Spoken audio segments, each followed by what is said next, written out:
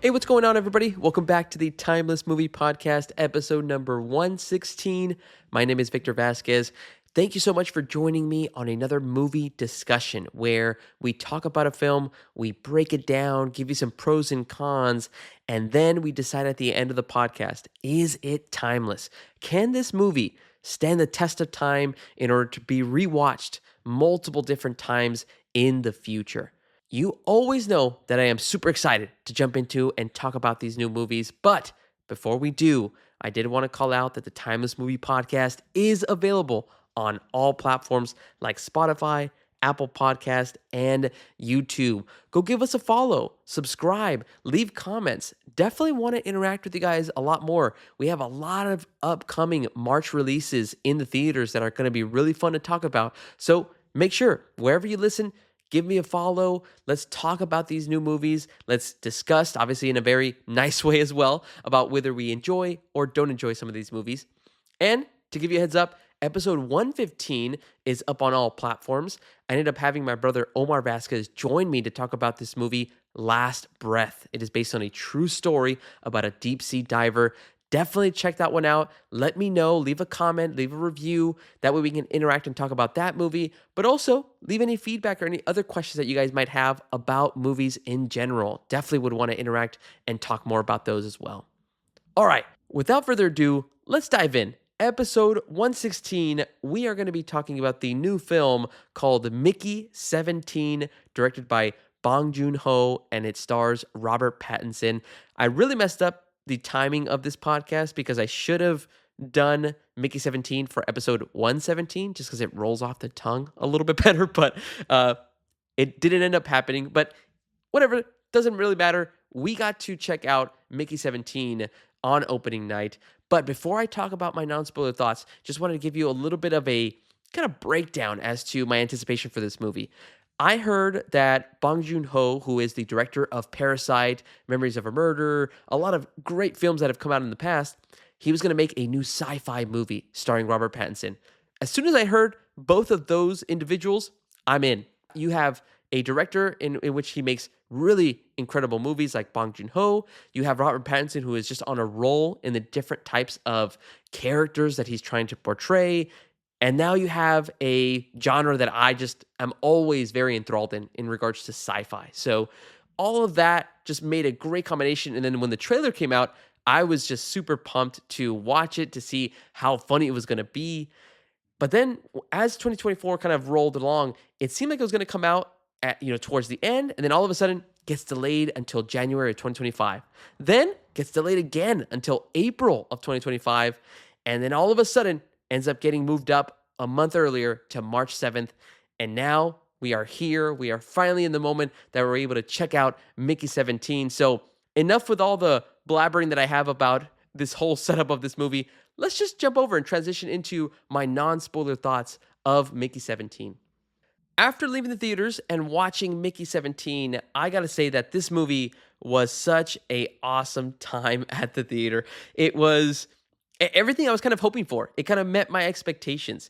It starts off very sad. I was kind of surprised. The movie kind of puts you in a very dark and a very dire situation of what Mickey goes through.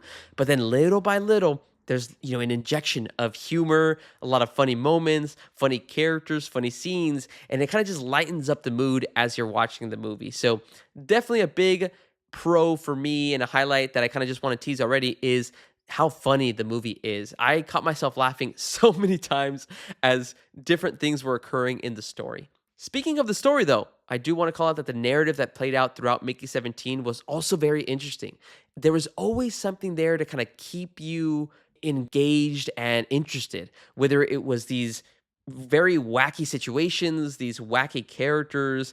Something was always trying to catch your eye in order to kind of make you either pay attention to what Mickey was doing or some of the characters around him were doing as well. So the story and how funny it was are really some of the big highlights of this film. Let me give you a little synopsis just in case you're curious about what the heck is Mickey 17 about. So let's go ahead and dive in. We immediately kind of get dropped into and introduced to Mickey, who is basically stuck at the bottom of an ice cave. He basically dropped in. He was trying to experiment and look for a specific creature, and we just find him at the bottom looking for help, or he's actually waiting to be killed off by the creatures that are at the bottom of this cave. Now, you might be curious, why would Mickey be okay with, basically dying in that situation? Well, Mickey's actually an expendable. And what an expendable is basically an individual that signs up and they basically make clones of you every time you die. But the reason you're dying is because you're basically used for these very dangerous experiments. And all these experiments are for the greater good. It's for finding cures, testing out different types of new medicine, and also seeing what kind of chemicals are in the air for a new planet that they're trying to discover. So, all this stuff is situations that Mickey is in. They're all for the greater good of humankind, but you're seeing him just continuously die and die and die. So, this Mickey that we're introduced to at the beginning of the movie is actually the 17th iteration of Mickey. So, he's already died 16 times, and we are now introduced to Mickey 17. Well, at the bottom of this cave, he thinks that he's going to get eaten by this creature that comes up to him. Instead, all the creatures actually save him and actually take him out of the ice cave that he was stuck in. And so now that he realizes that, well, I didn't die, I can go back to my corridors, I can relax, and I guess wait for the next assignment.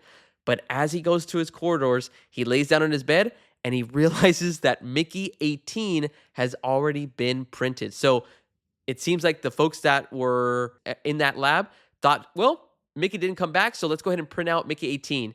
And this is going to be a big no-no because there actually is a rule and a law that says that there should be no multiples when it comes to clones. So that's where I'm going to leave it off. You actually have two Mickeys basically interacting with each other, and they're going to have to try to find a way to get out of this sticky situation that they're in. So hopefully that's a good enough setup for you guys in order to understand like what this movie is going to be about and what's going to play out of the film. Overall, I had a fun time, and this story is just, again, for me personally, very interesting. I was intrigued by not only the Mickey and the Mickeys that you end up encountering, but also the characters around him. You see some funny and interesting characters do some wacky things, and it's just overall, I just couldn't stop laughing at some of the things that were playing out on screen. So my recommendation, personally, if you're looking for something to watch this upcoming weekend and you have some free time, definitely recommend you guys watch Mickey 17. Watch it in Dolby Cinema, watch it in either in IMAX if you want to as well, but just check it out. It just visually, it looks really cool. If you're looking for a laugh, this is definitely going to make you laugh in different situations. Now, I do want to, I guess, recall that statement. Comedy is subjective. So again, for what's funny for me might not be funny for you, but I still think that most of the folks that will watch this movie will laugh at the things that are coming up on screen as well. So that's going to be my recommendation. Definitely don't skip this one. Check it out in theaters. Again, it's a very interesting story, some funny moments. Those are my non-spoiler thoughts. Let's now start spoiling a little bit more about this movie. Why did I like it so much? Why did I think it was awesome? Let's go ahead and dive in to some of those pros. So, if you have not seen Mickey 17, please jump out of the video, watch the movie, then come back. That way you can listen to some of my thoughts and you can kind of get an insight as to what my brain was thinking I was watching this movie. And you can also comment and let me know if you agree or disagree with some of my pros and cons. All right, I rambled on for way too long just to kind of give you guys some time. Let's start spoiling some stuff. First pro of Mickey 17 that I really enjoyed is the costume design and the set design of this movie. Let's start off with the costume design. It was very simple. I mean, it wasn't like the characters were wearing very extravagant things, but everything just felt very realistic and something that you would actually see in a future world. I mean, this film kind of takes place, I believe, in 2054 AD. I think that's what they called it in the little kind of title screen that came up. But what they're wearing is very simplistic. Like Mickey's and all the different Mickey iterations that you see, whenever they're in the corridors, he's just wearing a very simple gray uniform, nothing extravagant. But when he goes out into the snow and when he starts doing experiments, he's wearing these really cool tactical clothes. He has all these kind of like awesome like helmets or hats that he has because the planet that they're experimenting on called Niflheim is a fully snowy planet. And so all the stuff that he wears just feels so cool. But then you also have other characters around him. You have the character of Nasha, who is like the love interest for Mickey. She is a soldier and like a police officer and a firefighter all in one. And she wears kind of like this blue, kind of tactical type of a uniform. And even she looks very badass. And then you have Steven Yeun's character. He plays Timo, who is supposed to be one of Mickey's good friends, actually becomes one of his enemies. Timo wears, he's like a pilot, so he wears like a bomber jacket. He has aviator glasses. He just looks like he is the guy. He is the man. And so all this different stuff of what these characters are wearing in the film just I don't know, it just makes it feel so believable that it makes my brain think like, yeah, okay, I could definitely see like if we are colonizing a new planet, you have these different types of roles and everybody's just wearing this type of attire, but it makes sense. Nothing looks out of place, which I think is very key. One other thing I got to call out, you also have Marshall, who is played by Mark Ruffalo. He is kind of like the politician, the governor, the president of this colony that's trying to migrate into Niflheim, and he wears these very exaggerated types of clothing. He has these very interesting colors, almost like velvet suits, and so again, just adds more flavor to the movie that I'm experiencing. So wanted to call that out, and then moving into more of the production design. I really loved the way that the sets looked as you see Mickey kind of interact with different types of environments. Everything in the spaceship just felt so believable. Again, I think I'm going to continue using that word, but again, every set looked like it was actually created for a purpose. And I think that goes to the sci-fi element of this movie. There's so many sci-fi elements of, when they're in the cafeteria, like their trays and what they eat all looks like so bland. But then you go into the scientists and their labs, and when Mickey is actually experimented on, everything just looks like it's used for a specific purpose. Whether it's the printer that prints out the multiple copies and clones of Mickey 17, whether it's the little, almost like a little exhibit where he's just in there in covered in glass, and all the scientists are looking at Mickey, and then you just see him get experimented on with different gases, different chemicals. Everything in the film that you see within the spaceship just feels like it was created for a specific purpose to tell you, hey, look, this is actually things that we're experimenting on. These are actual things that we're trying to find useful in regards to this world of Mickey 17. So again, I think part of that of what I enjoyed it is because it is kind of futuristic, it is sci-fi, and I'm always attracted to those kind of things. And so when I see films like that, I'm always curious, well, what is the type of technology that they might have in this year that they're trying to introduce to the audience? So again, everything just felt very tangible, very realistic, and that just adds much more to my enjoyment of watching Mickey 17. So shout out to the costume designers, shout out to the production and set designers. Everything that they were able to build within the film just made it feel like, yeah, we're actually world building for Mickey 17, and we're trying to show you that Niflheim is a real place. So really enjoyed that. And it just made the story for me much more enjoyable because now I don't have to worry about, well, this doesn't look real or this doesn't look that good as well. So that's going to be a pro for me. All right, moving on to my second pro. I got to call out the performances of the cast. I mean, everybody was on their A game in this film. There was, and I think it's because everybody had such a wacky character and a wacky performance that nobody felt like they were in a different movie. I mentioned it before, but Marshall, played by Mark Ruffalo, he was playing like this very exaggerated politician. And what made it funnier is that he actually had some weird, like, teeth. Like, they weren't his normal teeth. They were like veneers or whatever they were, but they were like perfectly white. And they seemed like they were impacting the way he was talking. But it just adds to the hilarious moments that he would be in when he would interact with his wife or interact with Mickey. You couldn't take him seriously. And I couldn't stop laughing every time he would come on screen. And he was trying to be serious and be a leader, but I couldn't do it.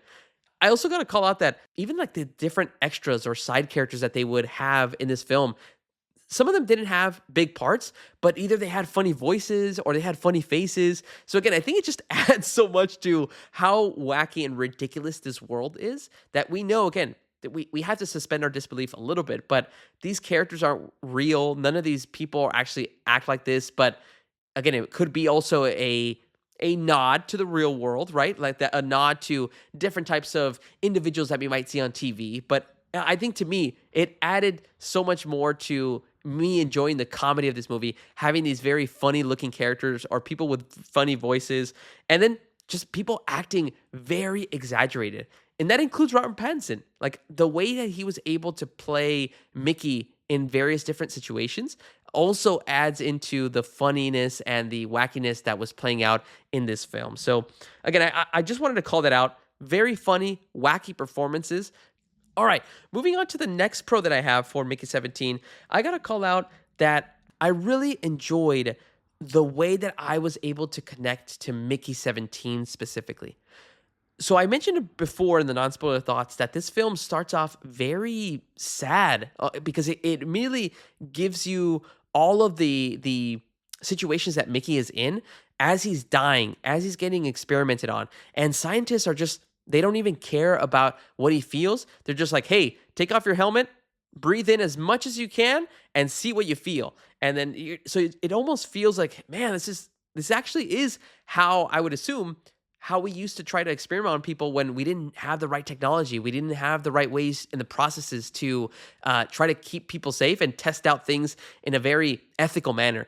And it just kind of gives you that little glimpse. And again, it felt very sad, but I think that helped, at least me as an audience member, try to connect to Mickey 17 because later on in the movie, Mickey 17 actually gets into certain situations where it looks like he could die. And now in my mind, I'm like, no, no, no, don't kill him. Like I don't want Mickey 17 to die. He's a character that I like. I don't want him to feel any more pain because of all the different things that they've already put him through. So uh, again, to me, it's one of the crucial parts of what makes a movie really great and amazing is if you can connect to the protagonist or connect to a character where you actually start feeling certain emotions that, hey, I don't want them to feel pain anymore, or I don't want them to go through this embarrassing moment, or, I don't want them to go through this or that. For me, Mickey 17 nailed it in this film. So shout out to Bong Joon-Ho and the writers and the directors and producers that kind of developed the story in that way. And I think it's based on a novel as well, but I think they really presented it in a good way at the beginning in the first two acts to show what Mickey 17 goes through, all the things that he's trying to face. And then by the end of it, you're hoping that, okay, no, please don't let Mickey 17 die. We want him to keep living. And after seeing him die over and over again at the beginning, we want him to actually have a normal life. So that I think is a great and a really stellar job to pull off in a movie. Fourth pro that I have, I know I usually keep it at three, but I wanted to add one more pro that I thought of just off the top of my head is the visual and the CG that they were able to incorporate in this movie. It's not a lot. Again, it goes back to why the film looks so good is because of the production and the set designs. But I did want to call out that the CG, whenever they used Robert Pattinson in the same scene, when he's Mickey 17 and Mickey 18, they didn't use it too much, but it looked really good. Whenever they would cross each other, whenever they would be face to face, it all looked very realistic. It didn't look, like those uncanny valley type of situations where you have two actors. I guess in this example, one actor playing two characters, and you see them both on screen, and something just looks off. In this case, everything looked very smooth, very crisp. So I actually really liked how they were able to pull that off. And then there's also these little creatures, or really big creatures, that ended up coming out of Mickey 17 that had a big part to play. And these are actually the creatures that saved Mickey 17. How they actually animated those as well, I don't know. Again, I need to look at the behind the scenes, but I think some of those creatures look like they were actually real, like they actually built some type of a creature that can move in that kind of a way, because everything just looked so authentic. Like, yeah, this is actually a creature from this planet of Niflheim. All that visual effects in regards to having two Robert Pattinsons or two Mickeys, really, and all of these creatures, everything looked realistic. Nothing looked like it was fake or looked like, oh, you know what? I can tell that this is something that was animated. That no, there's actually nothing there. So always love it, and I always want to shout out the visual effects and the CG artists that build all these different types of elements for these movies because I know that it's a really hard job to pull off. Okay, that was a lot of positives. Let's go ahead into some of the negatives that I had about Mickey 17. I don't have too many, and I don't want to make it seem like if I really like, oh, these are really big deals for me. But I did want to call out a nitpick in which at the end of the movie, third act, we have a situation where basically Mickey 17 and Mickey 18 have to try to save humanity in some type of way. And what ends up happening is Mickey 18 ends up sacrificing himself, and we end up abolishing the cloning process. So now Mickey 17 now just becomes Mickey Barnes.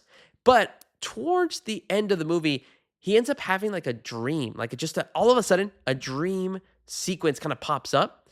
And I felt like the dream sequence was a little out of place. I don't know. I don't know if it's because it kind of just messed up with the flow that I was feeling of how the movie was going to end and how it was wrapping up. But all of a sudden, you have a moment where Mickey has a device where he's going to blow up the cloning printer.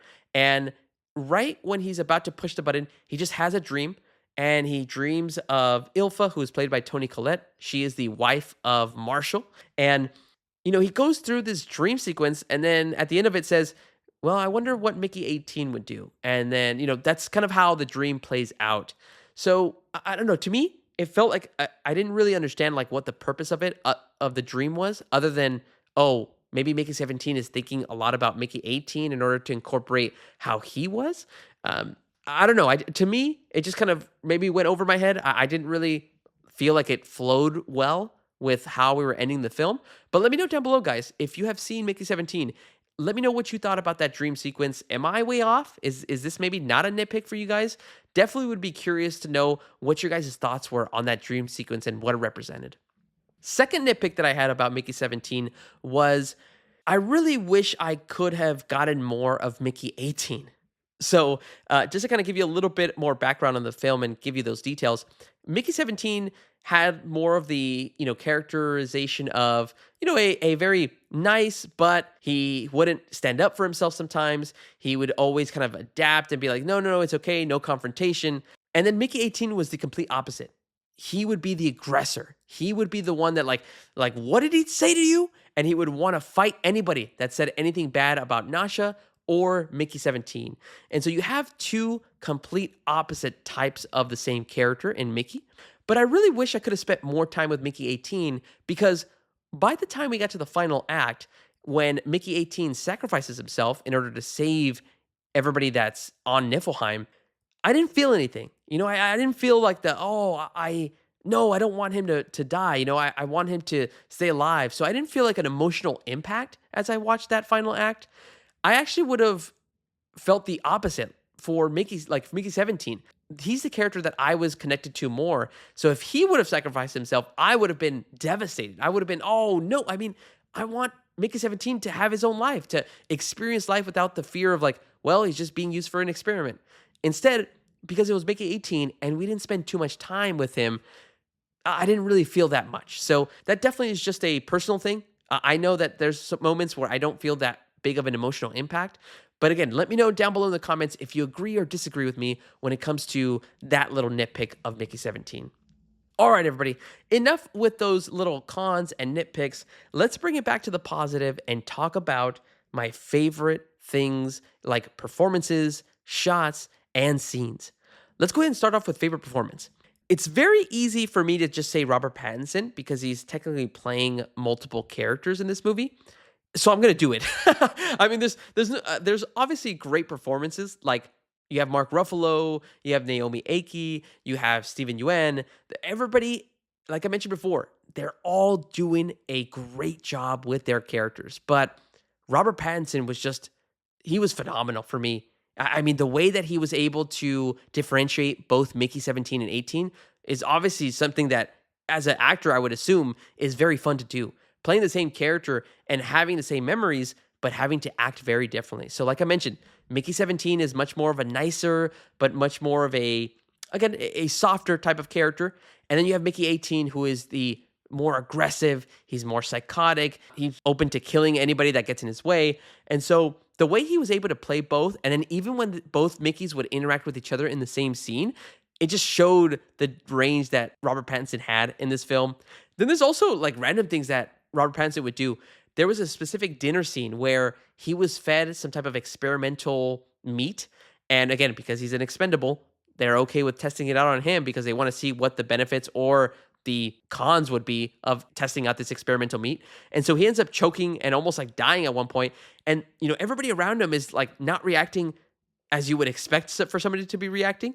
And so they're all just looking at Mickey 17 choking on the floor, and everybody's having a conversation. And then you just hear Robert Pattinson go like, "Ah, ah," like he's just suffering on the floor. But he would do that in various different situations. Or sometimes you would have him just fall down the stairs, Mickey 17. It would just be random. But those types of performances, I think, add so much to making me connect to the characters. And again, I connected more to Mickey 17 than Mickey 18, but still got to give a shout out to Robert Pattinson for having the best performance of Mickey 17 in this film.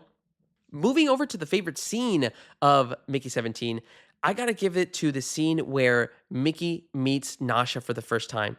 They're in the cafeteria. You get this setup of Mickey 17 basically not having any friends, trying to find a spot to sit down and eat his food. And he's just having a hard time. You've seen this in movies before, but how they played it out in this one was really cool because when you're seeing him in the cafeteria, Marshall actually comes out and he starts giving a speech, but then he eventually gets drowned out by music because as soon as Mickey sets his eyes on Nasha and they both kind of just lock eyes, and that's when you start to see the chemistry of both of them start kind of noticing, hey, well, this could be an individual that I can relate to. Neither one of them cares about what Marshall is talking about. And then the music slowly starts picking up. And then Mickey gets up, sits down with Nasha, and you can see that their mouths are moving and having a conversation, but you're not hearing what they're saying. And they're just laughing and talking and just getting to know each other. And I thought it was really sweet. I really enjoyed the fact that this is really Mickey's first actual friend that he was able to meet since he became an expendable, and a friend that actually cared about him. And so really enjoyed that whole scene of basically Mickey meeting Nasha and them building their relationship together. So love that scene, love the music, love the way that they were kind of drowning out, didn't let you hear the dialogue, and just making you see their physical interactions together, make you connect to their characters as well. All right, and then finally, favorite shot of the movie or frame, it's got to be when both Mickeys are in the same frame. And there's a specific part where in the boiler room, Mickey 18 wants to basically get rid of Mickey 17. So he ends up knocking him out and he takes him to the boiler room so he can throw him down this little boiler that has a bunch of fire and lava. And so he's going to basically melt Mickey 17 away. And there's a specific part where you have this camera shot where the angle is camera's pointing up and it's looking right at Mickey 18's face. And you could see how psychotic and how manipulative this guy is because he's just looking at the fire and he's like, he's not saying anything, but you can tell from the look in his eyes that like, yeah, I can't wait to throw Mickey 17 down there. And in this shot, in the background, you can see him all fuzzy and it's Mickey 17 with a type of dumbbell and it feels like he's about to hit and knock out Mickey 18. That was my favorite shot. It's just seeing the look on Mickey 18's face of how psychotic he was and how deranged he was of what he's going to do. And you just see Mickey 17 trying his best to try to knock out Mickey 18. So that one shot was really funny and to me represents what Mickey 17 is about. All right, everybody, those are all of my favorite things, the things I didn't like, and just overall dissection of the movie Mickey 17. Now we have gotten to the final segment in which we are talking about, is Mickey 17 a timeless movie? Can I see myself rewatching it in the future? Is it once a year? Is it once every other few years? Whatever that might be. But can I see myself have the energy and the motivation to put this movie on again and add it to my collection? This is going to be tough. And yes, I know, I say that all the time. This is a tough decision, but I'm being honest here. Mickey 17 was awesome. I would highly recommend people check this out. It is funny. It has great performances. It has things that just make me really enjoy going to the movies and checking out a fun story like that. But is it something that I would want to rewatch? As of today, the time of my recording, March 8th, I'm going to say that Mickey 17 is a timeless movie. Just barely. I think it just barely cleared the bar of being a timeless movie. One of the reasons for that is because I feel like there's still things that I kind of wish I would have enjoyed more of it. Like I mentioned, I wish I could have connected more to Mickey 18. That way, at the end, in the final act, when he sacrifices himself, I feel like I really would have enjoyed feeling that emotion and that impact a lot more. Just things like that, that I start thinking of. But what makes it easy for me to watch it again is the comedy, how funny it is, seeing other people's performances. Like I mentioned, there's a lot of wacky performances. All the characters are fun to watch, but I know I may have missed a couple of other details. Seeing what like Steven Yeun's character of Timo may have said, all these different types of setup in the first and second act. So again, to me, it just made it to the timeless list. So Mickey 17 for me is a movie I would want to rewatch in the future. But what about you guys? I want to hear from you. Who cares what I have to say? I'm a nobody. What did you think of Mickey 17? Did you enjoy the experience watching this movie? If you did, go down to the comments below. Let's interact. Let me know why you think it is or isn't timeless. That way we can have a conversation about this movie. All right, everybody. Thank you so much if you stayed all the way through to listen to my rambling thoughts about Mickey 17. Again, I had a fun time watching this movie. Make sure to check out next week's episode as we're going to be covering a new movie in theaters, and we'll do the same thing. We'll dissect it, we'll talk about it, and then we'll determine if it is timeless. We got a lot of great releases coming up in March. I think Black Bag, there's a Looney Tunes movie, Opus. There's so many great things coming out. So make sure, again, if you're not subscribed, make sure to subscribe on YouTube. Follow me and follow on any other platforms like Apple Podcast and Spotify. That way we can have these fun interactions and talk about some great movies. All right, everybody. My name is Victor Vasquez. This has been episode number 116 of the Timeless Movie Podcast. I'll talk to you guys later. Thanks so much and take care.